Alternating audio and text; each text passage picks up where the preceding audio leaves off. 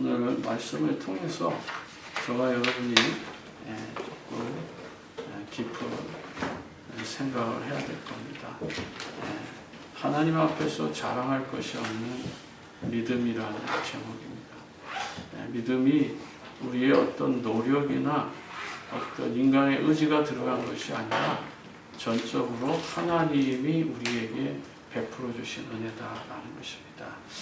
유대교 라피 문헌에는 아브라함은 3살부터 하나님을 섬기기 시작했으며 할례와 율법을 예비적으로 수용하여서 어렵다함을 얻었다고 전해지고 있습니다.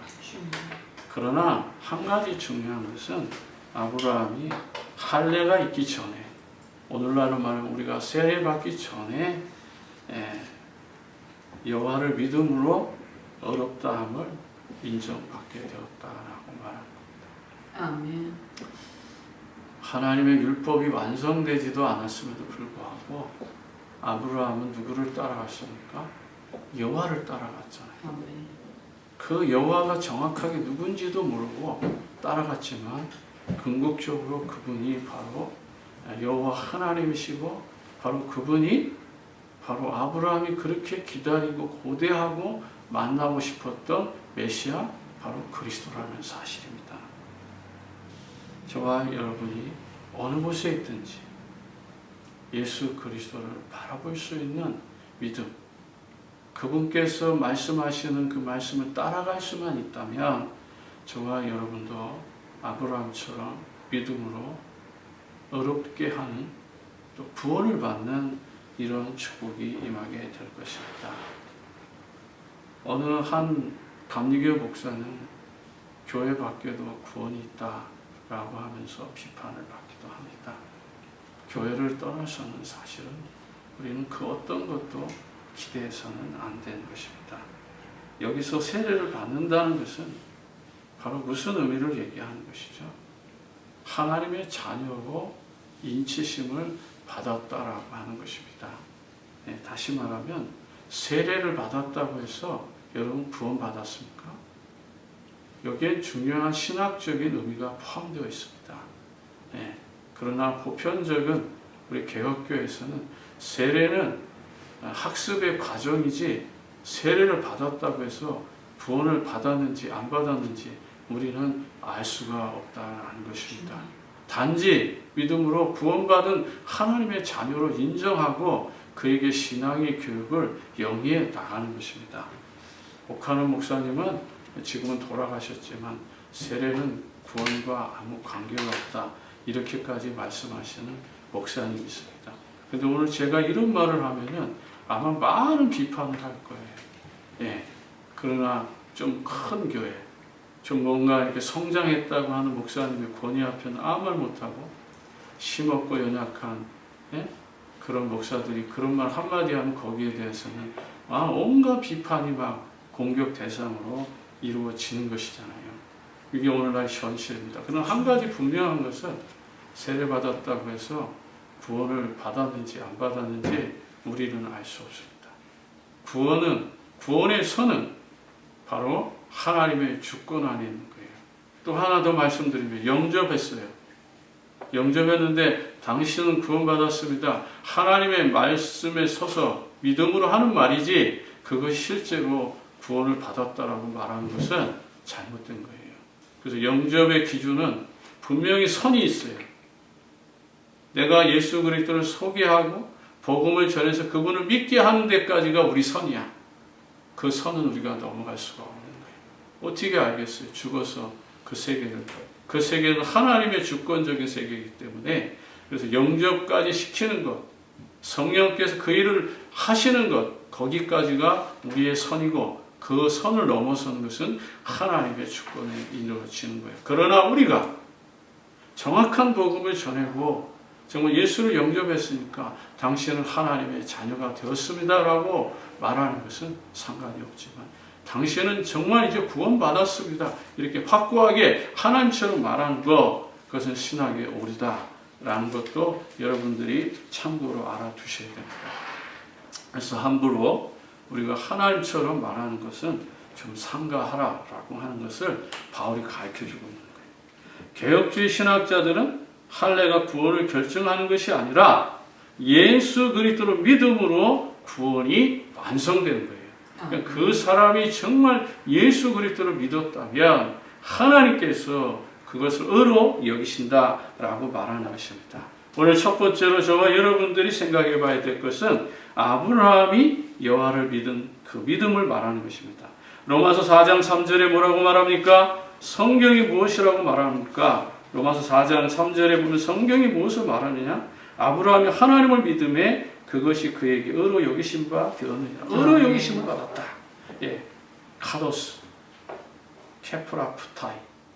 이 속에는 우리의 인간의 의지적인 것들이 단 1.1%도 단 0.1%도 가미되지 않은 순수한 100% 하나님의 믿음이라는 것이에요. 그러니까 사람의 의지적인 어떤 것도 거기에는 담겨 있으면 돼요. 안 되는 거예요. 그래서 에베소 2장 8절 10절에 구원은 100% 뭐라고요? 하나님의 은혜고 그것이 바로 선물이라고 말하는 거예요. 아멘. 네.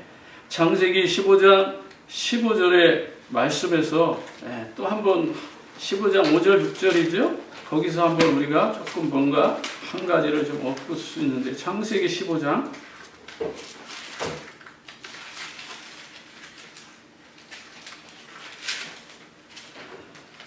15장 5절입니다. 그를 이끌고 밖으로 나가 이르되 하늘의 묵배를 셀 수 있나 보라.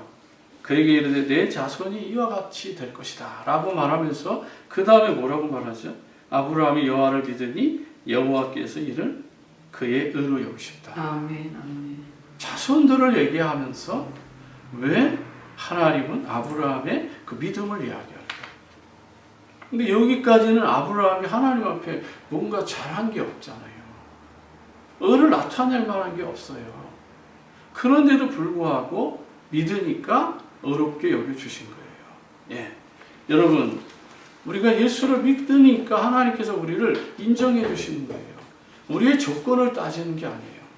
우리의 겉의 모습, 내면의 모습, 이런 모습을 따지는 것이 아니라 하나님께서 우리의 믿음을 보시는 거예요. 그래서 나 여호와는 외모를 중시하는 것이 아니라 그 중심을 보시겠다라고 말하는 거예요.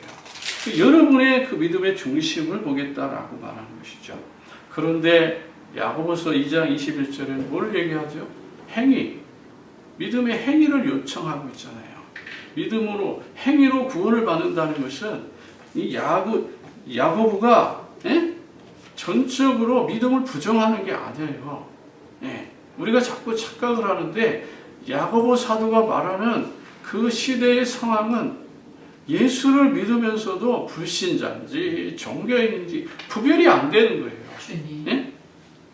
예수를 믿으면서도 그러니까 결과적으로 뭐냐면 예수 믿는 것이나 예수 믿지 않는 것이나 예배를 드리는 사람이나 안 드리는 사람이나 별반 다른 게 없는 거예요. 그러니까 야고보 사도가 그 시대에 너무너무 답답해서 행위로 구원을 받는다고 요청하니까 우리는 야고보 사도는 완전히 믿음을 무시하는 것으로 이렇게 착각을 하는데 그렇지 않습니다. 믿음에 행위가 있고 행위에 믿음이 있지만 구원은 행위로 받는 것이 아니라 믿음의 결과라는 것이죠. 그 믿음의 생활을 잘하는 사람은 예수 그리스도를 복음적으로 잘 믿는 사람은 행위는 정복되어지는 거예요. 아멘. 완벽하게 정복될 수는 없어요. 그렇죠? 그래서 하나님께서는 우리를 이끌어 가시는 거예요. 성화의 과정에다 우리를 두신 거예요. 점진적으로 나아져야 돼요. 점진적으로 나아지면서 또 후퇴하기도 해요. 그렇지만 궁극적으로 우리의 신앙이 말씀을 따라간다면 온전케 하시는 바울의 말대로 여호와를 바라보며 믿음으로 살고자 한다면 점진적으로 우리의 삶은 거룩해지고 아름다워지고 하나님 보시기에 사람으로 바뀌는 거예요. 그것이 바로 그리스도인이라고 말하는 거예요. 주님. 그런데 어떻습니까, 여러분? 여러분의 삶은 어떠한 상황들이 정해져 있다고 생각합니까? 우리는 종종 이런 실수들을 많이 하잖아요. 예수 믿으면 다 착하다. 예수 믿으면 다 착해요? 아닙니다. 아마도 야고보 사도가 야고보서 2장 21절의 말씀의 근거는 학자들에 의해서 얘기하는 겁니다. 예, 창세기 26장 5절의 말씀을 근거로 하지 않았느냐라고 하는 것입니다. 이건 주석가들이 해석한 거예요. 창세기 26장 5절에 보면 이런 말이 있습니다. 이는 아브라함이 내 말을 순종하고 내 명령과 내 계명과 내 율례와 내 법도를 지켰음이라 하시더라. 아멘. 무슨 말이에요? 아브라함이 이제 예수 그리스도를 믿고 나니까 창세기 15장 6절에 여호와를 믿고 난 뒤에 따라오는 모습이라는 거예요. 예, 마찬가지로 우리가 그리스도인으로서 정말 예수 그리스도를 올바르게 믿으면 당연히 하나님 말씀이 중요한 걸 알고 여호와가 두려운 줄 알면 우리는 하나하나 점진적으로 이런 율례와 율법을 지켜가면서 하나님의 도에 맞는 삶이 따라온다라는 것입니다. 이걸 말하는 거예요. 아멘. 예. 그래서 야고보 사도가 전적으로 믿음을 부정했다라고 하는 것은 틀린 말이다. 예. 그 다음에 첫 번째, 두 번째 보면 로마서 4장 2절에 뭐라고 말했습니까? 예. 성경이 만일 아브라함이 행위로서 의롭다 하심을 받았으면 자랑할 것이 있으려니와 하나님 앞에서는 없어요. 네. 그러니까 정말 정확하게 바울이 딱 지적한 거예요. 예? 행위로 의롭다함을 얻었다면 사람들에게는 칭찬받아요. 오늘날 예수 안 믿어도 행위로 저 사람 착하다, 저 사람 거룩하다, 저 사람 아름답다 이런 사람들 있잖아요. 예? 겉모습만 딱 보면 있잖아요. 저 목사님 되게 순수하게 보이고 아름다워 보이고 좀 거룩해 보인다 이런 사람들이 있어요. 근데 솔직하게 딱 내면을 딱 뚜껑을 딱 열어보면 어때요? 180도 다를 수도 있다. 겉모습에 의해서 자랑받는 그런 인생 되지 마시고 정말 나는 죄인이고 나는 그리스도 앞에 작은 자이고 하나님 앞에 내세울 것 없지만 주님께서 나를 선택해 주셔서 정말 이 복음 사역에 사용해 주신 것 감사합니다. 그게 아름다운 거예요. 겉으로 의를 자랑할 만한 것이 너무 많은 사람은 하나님 앞에 칭찬받을 게 없다라는 거예요. 어떤 사람으로 여러분 인정받기로 원하시냐라는 거예요. 자, 바울이 말한 거예요. 그렇죠? 예. 하나님 앞에서 자랑할 게 없는 게 무슨 의미가 있습니까? 제가 늘 반복해서 말하는 거예요. 하나님이 우리 인간을 창조한 진정한 목적이 무엇이냐는 거예요. 우리가 장로회잖아요. 웨스트민스터 신앙 고백 속에서 우리가 신앙생활 하잖아요. 그러면 웨스트민스터 대소리 문답 첫 번째, 1번째 질문이 뭐예요? 네? 우리 인간이 하나님을 어떻게 목적에 맞게 살 수 있냐는 거예요. 여러분, 우리의 인간을 만든 목적이 있다는 거예요. 그 목적이 뭐예요? 하나님을 영화롭게 하고 그를 영원히 즐겁게 하는 거예요. 아멘. 그것만이 자랑할 게 있는 거예요. 그럼 하나님을 영화롭게 하는 게 뭐예요? 예배요, 예배. 하나님은 이 예배 속에 자정하시고 이 예배를 통해서 하나님 영광 받으시고 그를 영원히 기쁘게 하고 즐겁게 하는 게 뭐예요? 그게 바로 전도고 그게 선교고 그게 바로 세계 복음한 거예요. 이 두 가지 명제는 그리스도인의 삶을 사는 사람에게는 그것이 사명이고 그것이 소명이고 그것이 천명인 거예요. 아멘. 거기에 그리스도 하나님의 나라 성령 충만이 그 속에 담겨져 있는 거예요. 다시 말하면 나는 십자가에서 죄인이라고 하는 갈보리산의 의미를 거기서 깨닫는 것이고 나는 죄인 중에 괴수였지만 예수 그리스도 은혜로 말미암아서 부활의 생명을 가졌다고 하는 것이 감람산의 비밀이고 정말 여러분이 이 세상을 살아나가는 데에 너무나 벅차고 힘들고 괴롭고 많은 장애물이 있지만 성령 충만해서 끝까지 여호와의 증인으로 살 수 있게 하신 것, 그게 하나님의 은혜라는 것입니다. 그것이 바로 하나님 앞에 자랑, 칭찬받을 이유인 것이죠. 근데 우리는 지금 어떠한 삶입니까?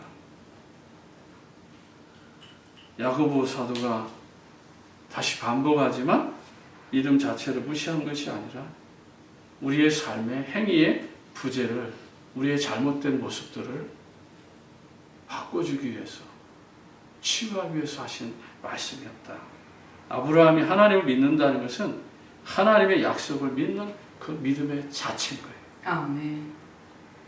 그래서 여러분 조금 부족해도 못나도 나 하나님 앞에 부끄러운 일이 있어도 예수 그리스도 앞에서 믿음으로 서시기를 바랍니다. 그러므로 믿음과 행위는 출발점이 다른 거예요. 시작점이 다른 거다. 하나님 은혜로 시작하는 것과 우리의 행위로 시작하는 것, 또 결과도 달라요. 율법의 결과는 거의 대부분이 판단하고 정죄하여서 사탄이 역사하고, 그러나 믿음의 결과는 뭐죠? 은혜로 하기 때문에 성령께서 역사하는 거예요. 네. 그래서 율법이 나쁘다라는 것이 아니라 율법을 가지고 혹이라도 우리가 정죄하고 판단하고 그러다 보면 결국은 그것이 우리의 삶에 마이너스로 돌아오고 결국은 그 배후에 뭐가 역사해요? 사탄이 역사하는 거예요. 근데 그거 우리 깨닫지 못하거든요. 그 사탄의 역사를 깨닫지 못하는 거예요. 복음 가지고 지금 많은 이런 문제들이 일어나고 있는 것은 바로 이런 부분들이 갱신되지 않기 때문에 그렇다라는 것입니다.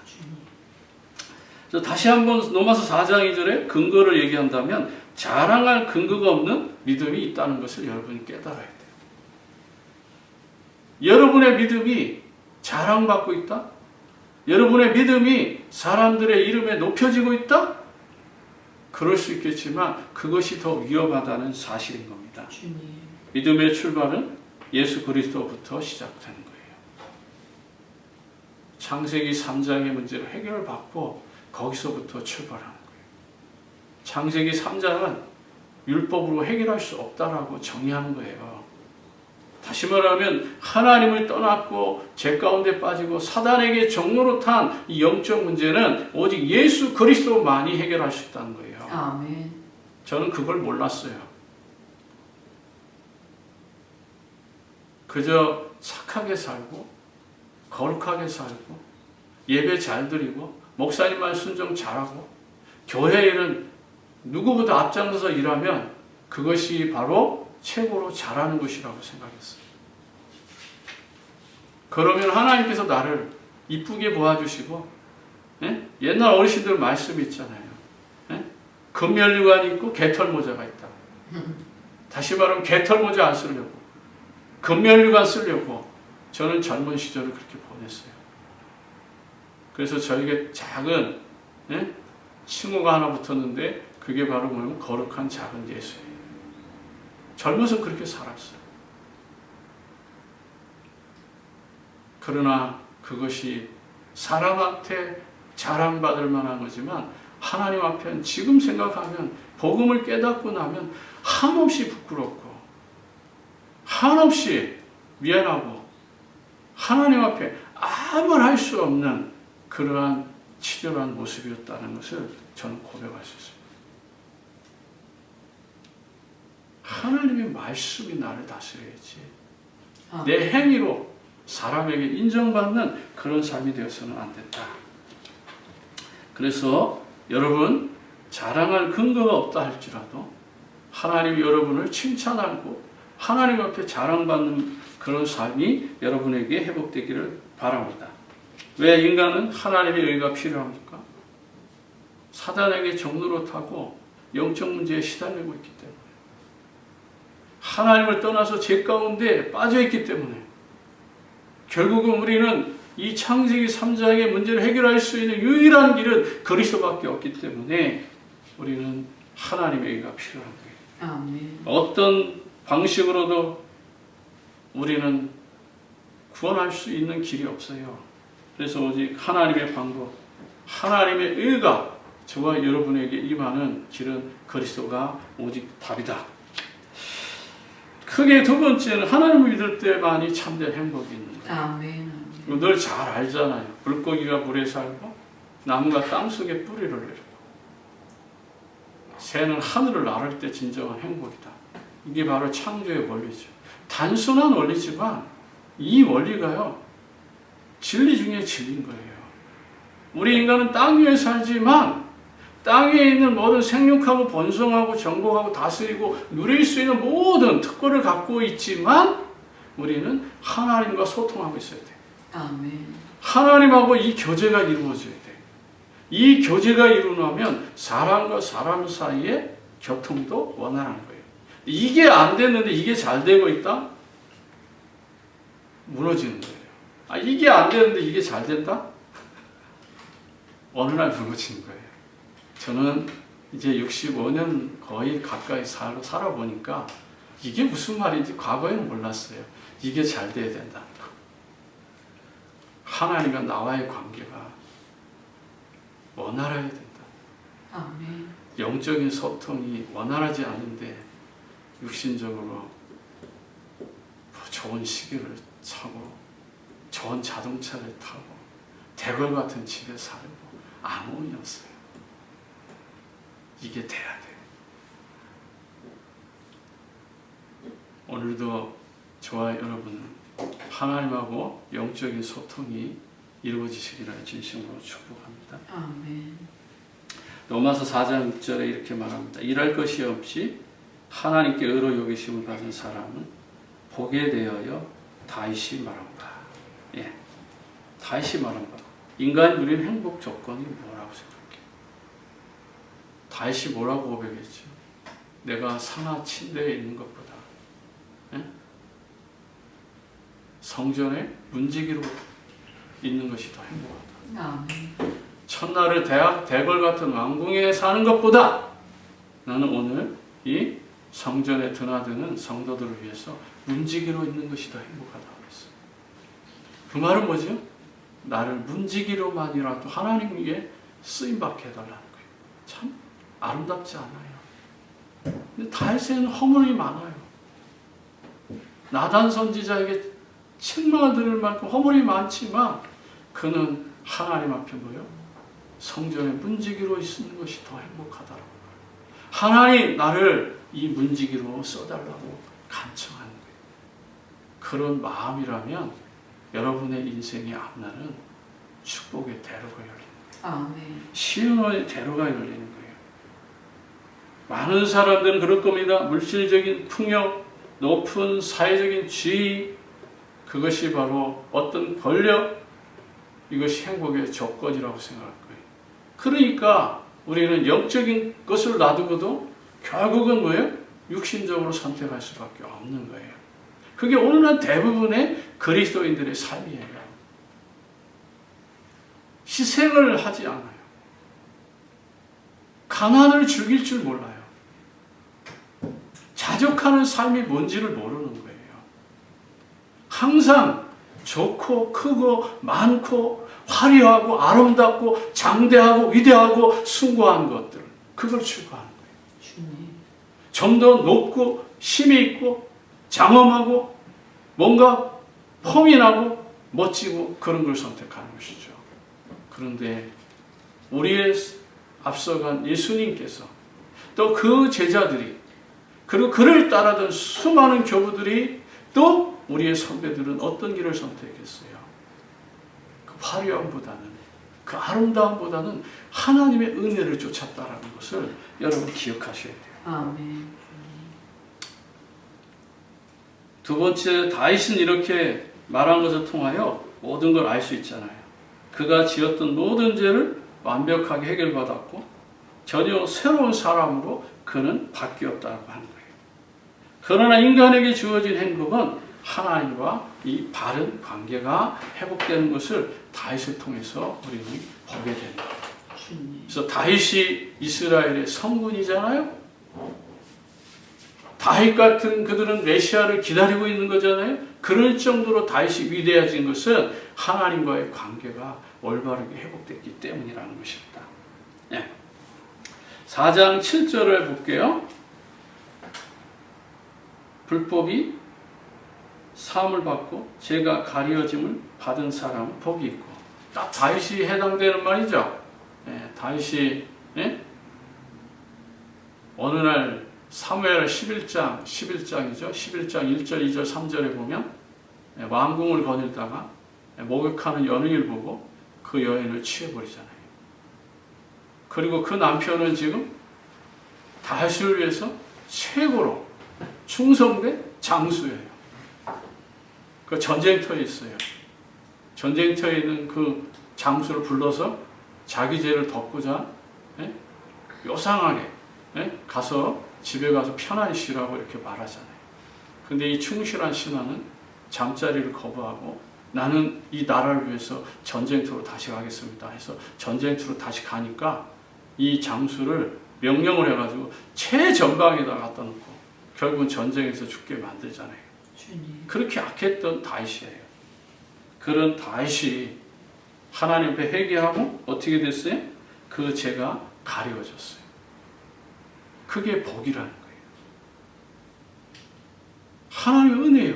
이건 믿음으로 이루어지는 거지 이것이 율법의 행위로 이루어지는 것이 아니다. 근데 두 번째는 조금 이상한 말이에요. 이거 한국 번역이 조금 문제가 있는데 주께서 그 죄를 인정하지 아니하실 사람이 복이 있다. 그래서 이거 무슨 말인지 알고 가서 원어를 제가 찾아봤어요. 7절에 불법, 그 폐샤, 그 현행법으로 위반한 것으로 겉으로 드러난 죄죠. 그 다음에 죄, 하타야, 이 관역에서 벗어났다는 말이에요. 본질성인 죄성인데 다시 말하면 하나님 앞에서 말하는 거예요. 하나님께서 주께서 그러잖아요. 주께서 그 죄를 인정하지 아니할 사람. 다시 말하면 주께서 죄가 없다라고 말하는 사람. 그게 행복한 거예요. 우리가 죄가 있다 없다라고 결정하는 것이 아니라 하나님의 관점에서 볼 때에 죄가 없는 사람. 그 말인 거예요. 그래서 저도 이게 자꾸 헷갈렸어요.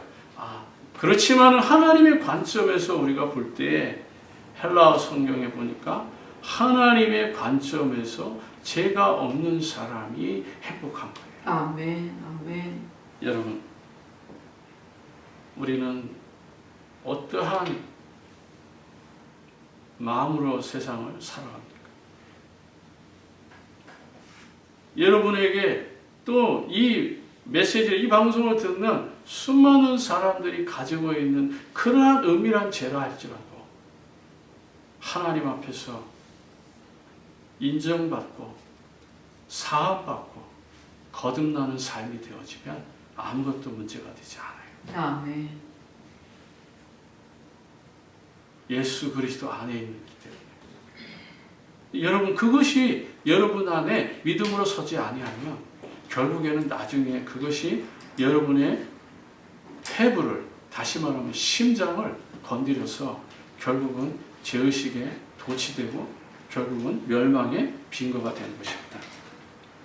다윗의 용서함을, 다윗을 죄로 인정하지 않은 그 예수 그리스도의 은혜를 여러분들이 누리시기 바랍니다. 8절에 죄는 또 다른 표현의 아본이라고 해요. 아본은 뭐냐면 마땅히 행할 길에서 벗어난 윤리적인 죄를 말하는 거예요.